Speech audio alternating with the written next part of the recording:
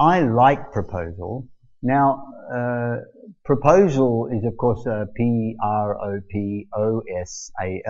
Now there's two P's and two O's, which makes an acronym very, very difficult to remember, but try, because it takes everything into consideration, especially from the speaker's point of view and the listener's standpoint. Now, let me explain each step. Have you ever heard the expression, listen before you leap? No, of course not. What you heard was look before you leap. Well, now I want you to listen before you speak.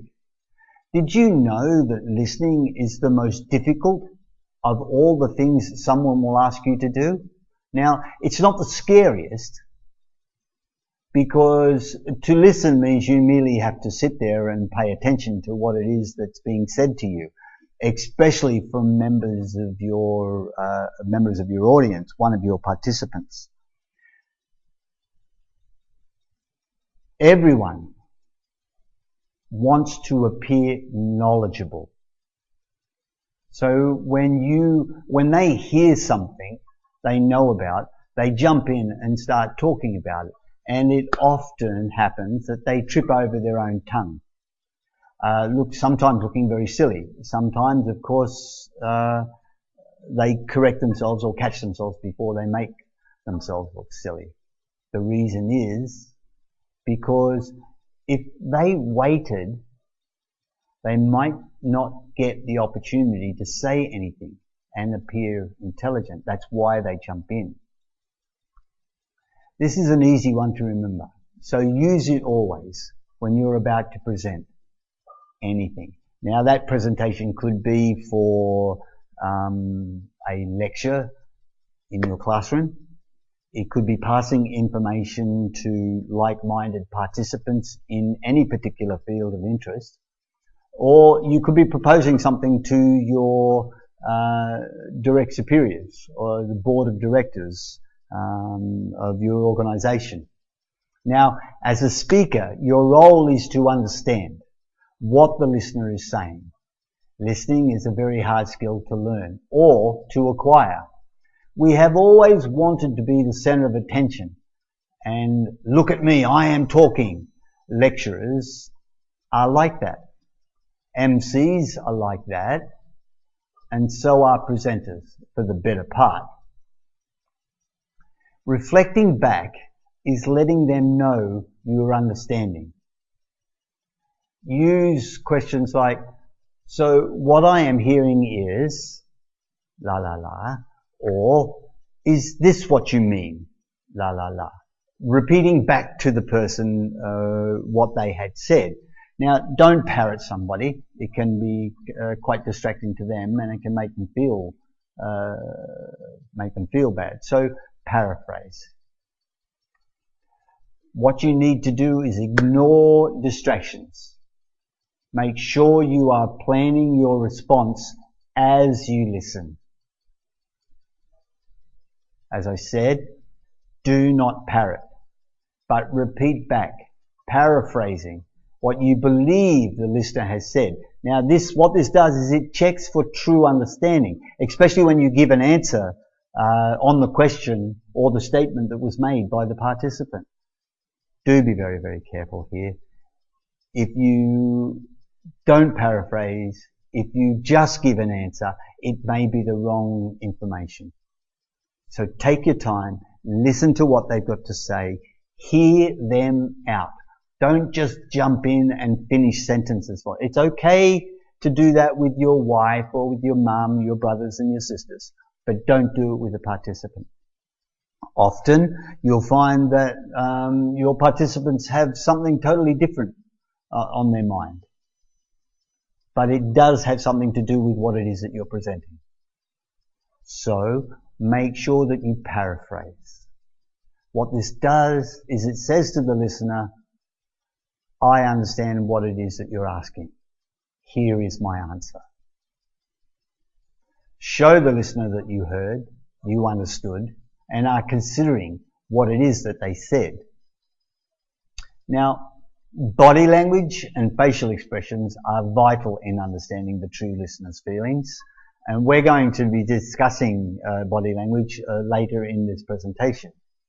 Now, all the time that they are speaking,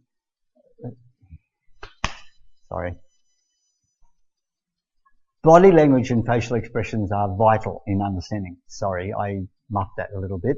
Body language and facial expressions are vital in understanding. And the true listener's feelings are shown here all the time that they are speaking. Now, when you're talking about body language, rarely do they ask you for advice. The audience will show you if they understand and if they are getting bored with your presentation through body language.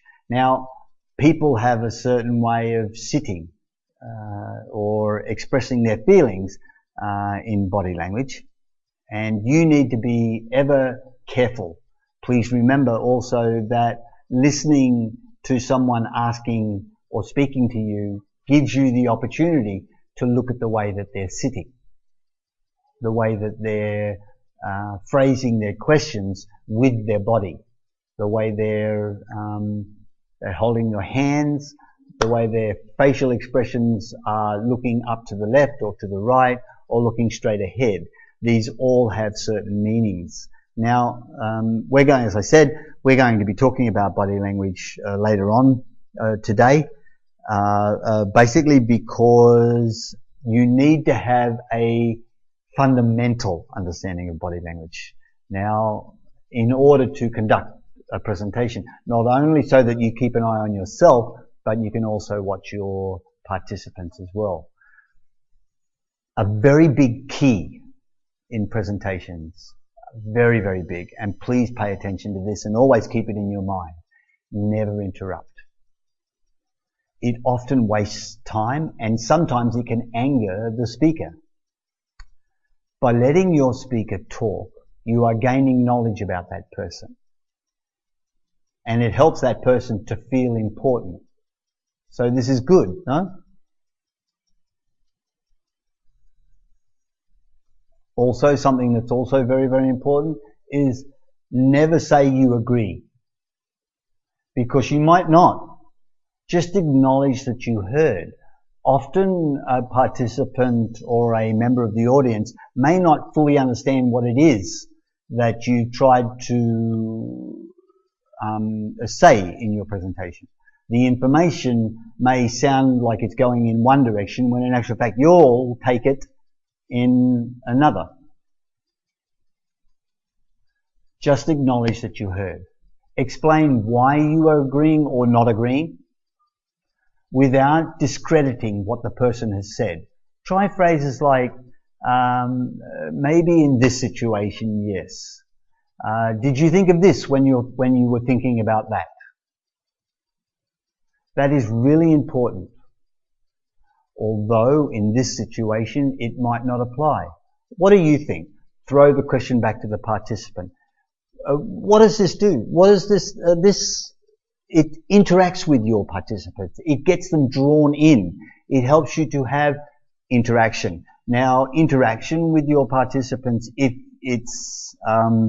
you're training, it helps them to understand you a little bit more and become more associative. You become more friendly. And as I said way back in the beginning about the 35% rule, 35% of the people will understand. Another 35 people need just a little bit of help to understand. But if you gain a relationship with your participants, 90% of what it is that you're about to say will be understood, because it's being understood on a friendship level, on a mental friendship level. No, you're not going to have a long-term relationship with these people, but this is how it works. It works quite well.